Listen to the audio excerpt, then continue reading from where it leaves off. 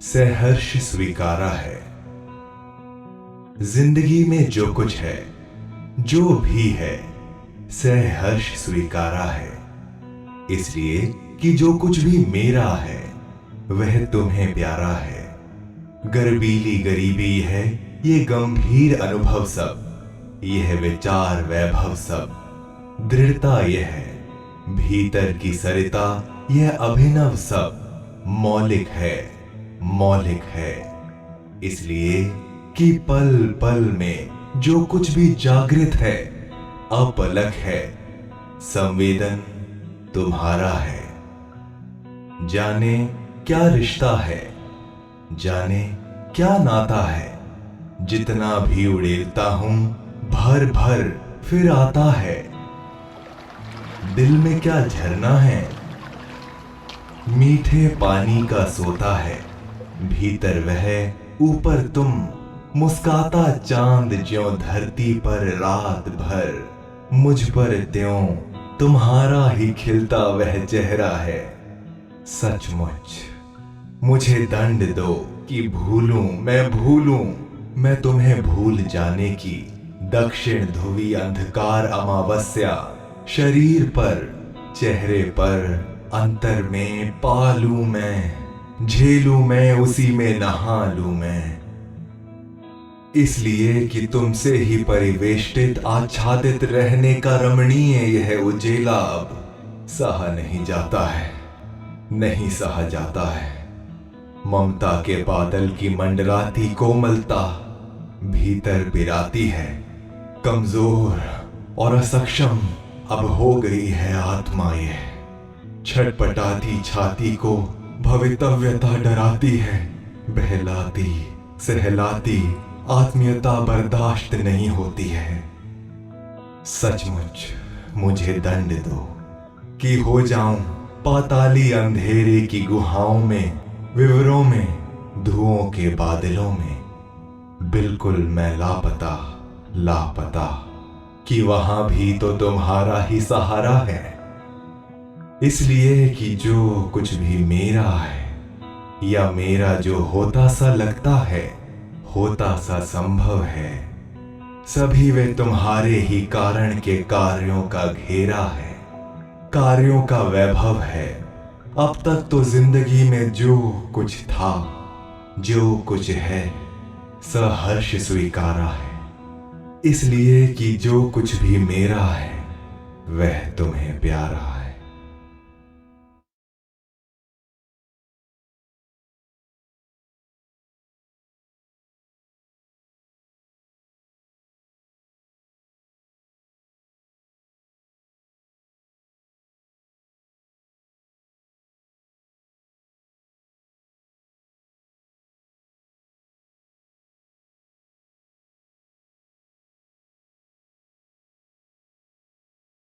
संदर्भ: प्रस्तुत काव्यांश हमारी पाठ्यपुस्तक आरोह भाग 2 में संकलित सहर्ष स्वीकारा है नामक कविता से उद्धृत है। इसके रचयिता नई कविता के प्रतिनिधि कवि गजानन माधव मुक्तिबोध हैं। यह कविता उनके काव्य संग्रह भूरी भूरी खाक धूल 1980 से ली गई है। प्रसंग: प्रस्तुत काव्य पंक्तियों में कवि अपनी समस्त उपलब्धियों का श्रेय अपने अज्ञात प्रिय को प्रदान करते हुए अपने व्यापक सकारात्मक एवं कृतज्ञ दृष्टिकोण को अभिव्यक्त करता है। भावार्थ: कवि अपने अज्ञात प्रिय को संबोधित करते हुए कहता है, हे प्रिय, मेरे जीवन की जो भी सुखद या दुखद स्थितियां हैं, जो भी उपलब्धियां या कमजोरियां मुझे प्राप्त हुई हैं, मैंने उन्हें प्रसन्नतापूर्वक स्वीकार किया है। इसका कारण यह है कि जो कुछ भी मेरा है वह सब तुम्हें प्यारा लगता है। फिर चाहे मेरी स्वाभिमान युक्त निर्धनता हो, गंभीर अनुभव हो या वैभवशाली विचार, मेरे व्यक्तित्व की बाह्य दृढ़ता हो या फिर मेरे अंतस्थल में प्रवाहित होती भावों की नदी धारा और मेरे अन्य नूतन रूप, ये सब सचमुच अपने आप में मौलिक हैं। और इनकी मौलिकता का कारण है कि मेरे जीवन में जो कुछ भी प्रतिपल घटता है, मेरे जीवन की जो भी गतिशील चेतना है, उन सभी के साथ तुम्हारी संवेदनाएं जुड़ी हुई हैं। उन सब के पीछे तुम्हारी ही प्रेरणा है। तुम ही ने मेरे संपूर्ण व्यक्तित्व का सृजन किया है।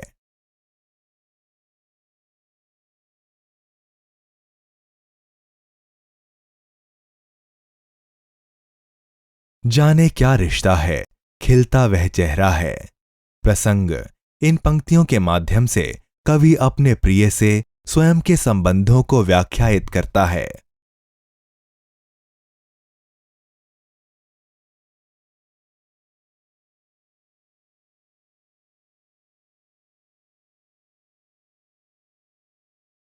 भावार्थ। कवि अपने अज्ञात प्रिय को संबोधित करते हुए कहता है, हे प्रिय, मुझे स्वयं पता नहीं है कि मेरे और तुम्हारे बीच स्नेह का यह कौन सा अनोखा बंधन है।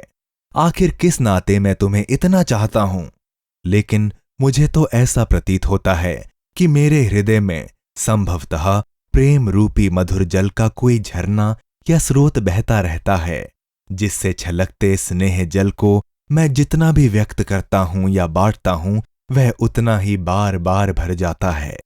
जिस प्रकार मुस्कुराता हुआ पूनम का चांद पूरी रात भर धरती पर अपनी शीतल चांदनी बिखेरता रहता है, उसी प्रकार मेरा हृदय तुम्हारे स्नेह की वर्षा करने वाले खिलते हुए मुख से सदा आच्छादित रहता है।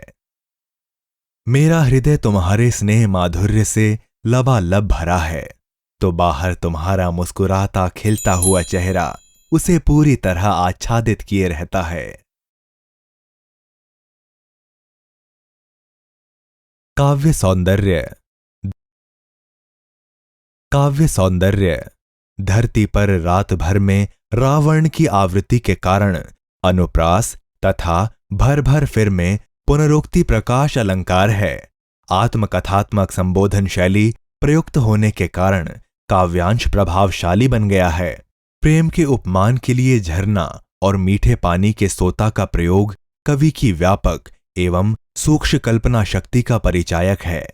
गद्यात्मक प्रवृत्ति रखने वाली यह कविता छंद, लय और तुक के बंधन से मुक्त है।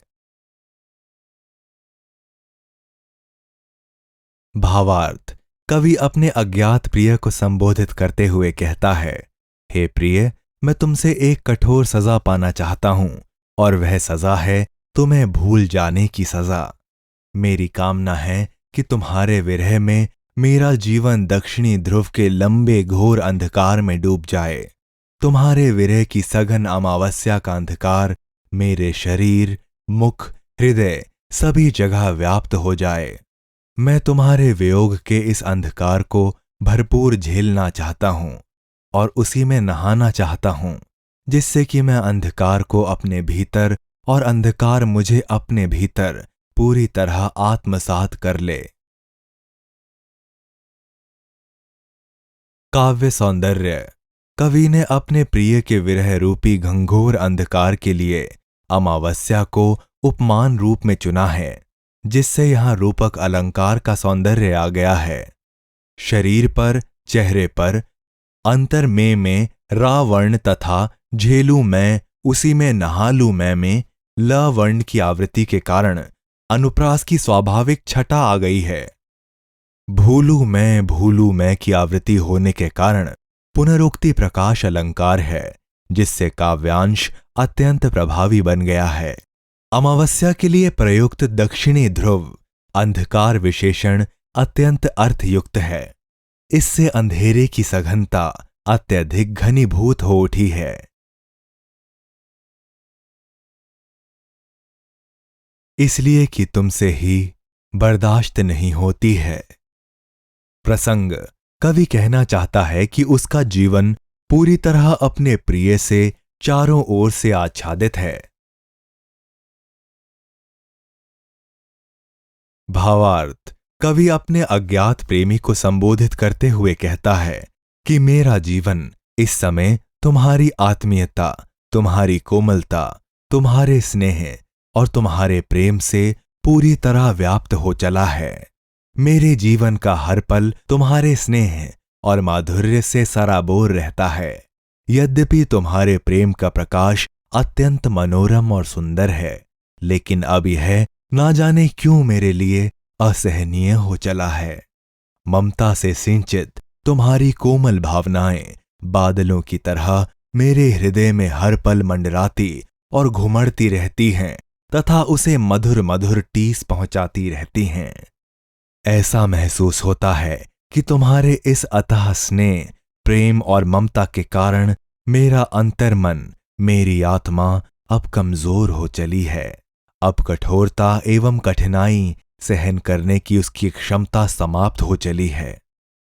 कवि कहता है कि भविष्य की आशंकाएं मुझे अब भयभीत करने लगी हैं। तुम्हारी जो आत्मीयता और स्नेह मुझे इस समय हर क्षण बहलाती और सहलाती रहती है, जब तुम्हारे विरह में वह मुझे प्राप्त नहीं होगा तो फिर क्या होगा? इस भय से मेरे हृदय में एक असह्य छटपटाहट अनुभव होने लगती है।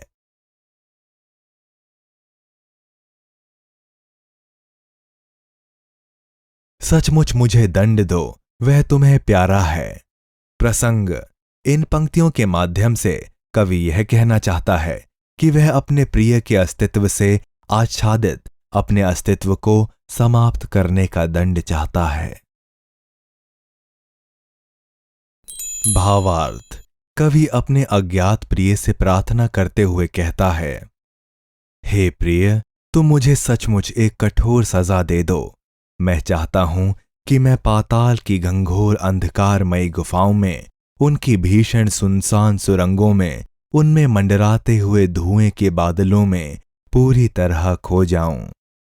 लेकिन उस अकेलेपन और गायब होने की स्थिति में भी मुझे तुम्हारी मधुर प्रेममयी स्मृतियों का सहारा प्राप्त होगा, जो मुझे एकांत में भी प्रसन्न चित्त रखेगा। मेरा यही विश्वास है कि मेरे जीवन की जो वर्तमान स्थितियां हैं, जो हो सकती हैं और जिनके होने की संभावनाएं हैं, उन सभी का कारण तुम ही तो हो। तुम्हारे प्रेम से प्रेरित होकर जो मैंने कार्य किए, उन्हीं का परिणाम यह मेरा वर्तमान है।